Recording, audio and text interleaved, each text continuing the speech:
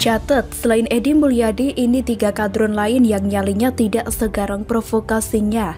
Ditulis oleh Ferry Fadli di Steward.com. Berani berbuat, berani bertanggung jawab. Begitu seharusnya moto hidup seorang lelaki sejati. Apapun yang dia lakukan, dia sendiri yang menerima segala resikonya dengan gagah berani.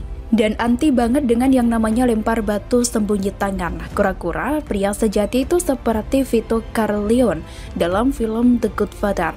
Namun, tidak semua orang di dunia ini lelaki sejati loh. Banyak juga yang jadi pengecut. Mereka kalau ngomong keluar-keluar seperti orang paling hebat di sedunia, melakukan ujaran kebencian serta menghujat orang atau kelompok-kelompok yang tidak disukainya. Namun, ketika diperkarakan, mendadak berubah seperti kerupuk tersiram kuah Indomie. Salah satu contoh si pengecut tersebut adalah kadrun Edi Mulyadi. Si Edi ini awalnya hanya wartawan biasa, medianya pun bukan media mainstream seperti Kompas.com, Detik.com, Liputan6.com, dan lain-lain. Tapi bisa dibilang medianya itu tempat berkumpulnya orang-orang terbuang atau barisan sakit hati, yakni fnn.co.id. Coba klik di sini tentang FNN. Diketahui beberapa pengurus media tersebut adalah orang-orang yang selama ini dikenal sebagai haters Presiden Jokowi, mulai dari Rocky Gerung, Natalia Spigai, Syahganda Nainggolan, dan lain-lain. Nah, si Edi mulai terkenal ketika ia mendadak menjadi tokoh agama.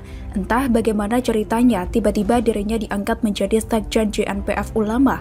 Merasa dirinya punya simpatis dan pasukan kadrun pada pemilu 2019 yang lalu ia pede mencalonkan diri sebagai anggota legislatif pusat DPR RI melalui perahu PKS.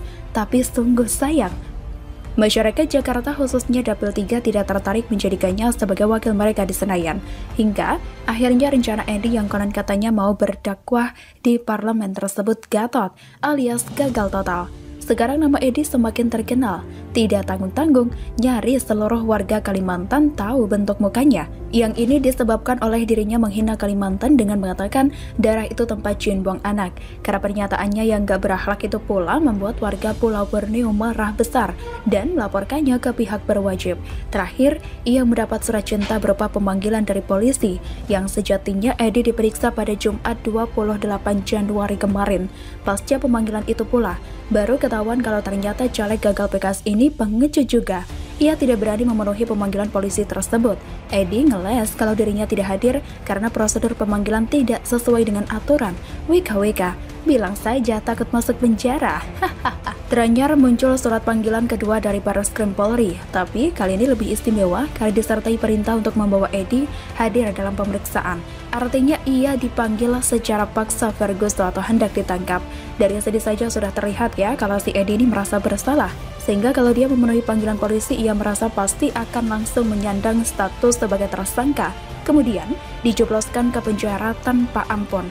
Hanya saja dengan tidak memenuhi pemanggilan tersebut, bisa dibilang Edi hanya menunda-nunda untuk masuk penjara. Karena cepat atau lambat, pada akhirnya ia akan menjadi penghuni sel tahanan juga. Gak kebayang bagaimana perasaannya sekarang. Pasti makan tidak enak, tidur tidak nyenyak, serta mikirnya macam-macam. Dan itu DL alias derita loh, WKWK. Ngapain juga menghina daerah orang hanya karena gak suka melihat Jokowi sukses mindahin ibu kota negara? Lantas, selain Edi, siapa lagi yang nyalinya tidak segarang provokasinya ketika berhadapan dengan polisi itu? Yang pertama, yang pasti Rizik. Tentu masih segar di ingatan kita kala itu ia tersandung kasus chat asusila bersama Ketua Yayasan Solidaritas Sahabat Cendana Firza Husein. Yang mana chat ini pertama kali dibongkar dan disebarluaskan di situs baladocintaristik.com hingga sempat menghebohkan warga dunia maya. Karena jarang banget, bahkan ini yang pertama kali ada orang yang didaulat sebagai imam besar tapi melakukan chat seks. Alhasil ia dilaporkan ke polisi oleh Henry Yoso dan Aliansi Mahasiswa Anti Pornografi. Menindaklanjuti laporan itu, polisi segera melakukan penyidikan dan mengumpulkan bukti. Muaranya pendiri FPI tersebut ditetapkan sebagai tersangka. Bukannya dengan gagah berani menghadapi kasusnya dan menyiapkan pembelaan diri, Rizik malah kabur ke Arab Saudi. Alasannya kabur pun cukup buat galeng-galeng kepala, yakni mau menjalankan ibadah umroh. Padahal sejatinya takut menghadiri panggilan polisi toh. Kedua dan ketiga adalah Bahar bin Smith serta Mustafa Nahrawardaya. Dan kedua orang ini saking kecut nyalinya berhadapan dengan hukum sampai-sampai menjadikan istrinya sebagai jaminan penangguhan penahanan segala. Ini kan jelas lelaki pengecut.